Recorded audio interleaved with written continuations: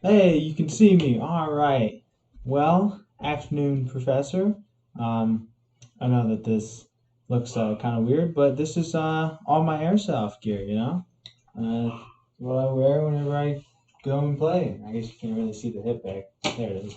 Um, but yeah, I thought I jazz it up a little bit for this in-person video. This is going to be part of the portfolio.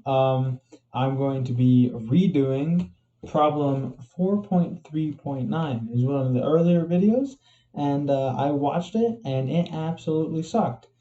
So I'm going to hopefully go back and make it a little bit better. Um, so here's my whiteboard here, and so in problem 4.3.9. We have two graphs here. Our first one being f of x, um, and our second one being g of x. And so for this problem, we're supposed to go and find the value, or the exact value, from the integral from 0 to 1 of f of x plus g of x. And so how we can do that is if we go here and we see that the graph goes up to, and then right where it hits 1, it forms a triangle. So we can just do, the triangle equation, 1/2 base times height. And when we do that, we get that it has an area of 1. And then over here on g of x, we can do similar things. However, this one's not a triangle. It's a circle-ish shape. But we go in, we see that it goes down from 0, hits 1 at -1, and so we go into our circle calculator and whatnot, and we plug in pi r squared, and we put 1 as the radius, and then you get pi as the area. But as you can see, it's only a little sliver of that, so it's going to be cut into a fourth. So that means our actual answer is going to be pi over 4. So that means that for the value of the integral from 0 to 1 of f of x plus g of x, we get 1 minus pi over 4. And so for our second question, we have what is the exact value of the integral from 1 to 4 of 2f of x minus 3g of x. And so what we got to do here is, instead of looking from 0 to 1, we're going all the way from 1 to 4 on both graphs here. And what we do there is basically just find all the areas again. The area down here for this little triangle is going to be 0.5. This big rectangle is 2, and then this bigger triangle over here is 1. So then when we add that all up, we get 3 halves. And since these are all in the negatives, they're all going to be negative, of course. And since it's 2f of x, we're going to times it by 2. So then that gives us 7 as our answer. And then we also have to kind of incorporate this little triangle over here, the 0.5, right? So don't want to forget that. We're going to have to put that into our equation as well. But we'll get to that later when we talk about the answer. So next thing, over here at g of x, we go and look up from 1 to 4, and we see that we have another circular shape, and this one has a radius of 2, right? So we go in, we put that into our circle calculator, and then we get our answer of 4 pi.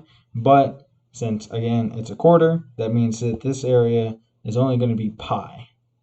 But since we have 3g, we got to times it by 2, or 3, sorry, and then we get 3 pi. So we have 3 pi over here, which we can see down here, And then we have that 3.5 over here, and we times that by 2, and then incorporate our 0.5 that's actually positive, and then we get negative 15 halves as our total. So our final answer for this one is negative 15 over 2 minus 3 pi. And so for the next part of the problem, we're supposed to find the h of x, which is basically our average of the graph throughout the entire thing. And so what we have to do there, we got to do a little fun mathematical thing where we got to go and take our magical pen, right? Magical pen. And we got to go and find f bar and g bar. And so the equation for both of those is pretty simple. It's going to be 1 over a times b, and then our integral from b, or from, I guess, a to b of f of x. Sorry, I had to do that upside down. But yeah, that's basically what f bar and g bar, that's the equation that we're going to use in order to find those. And so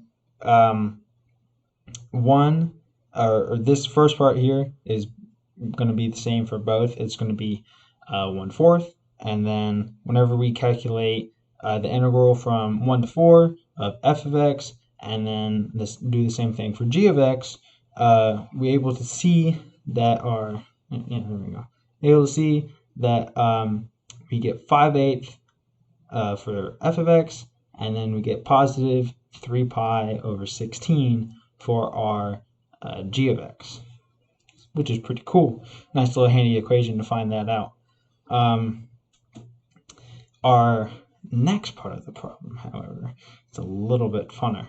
So what we got to do here is we're given a c constant, and we're supposed to find our c constant, which holds the equation, the integral from 1 to 4 of c d of x is equal to the integral of 1 to 4 of f of x plus g of x d of x. And so we're supposed to find the values that allow us to get c that will hold this equation true.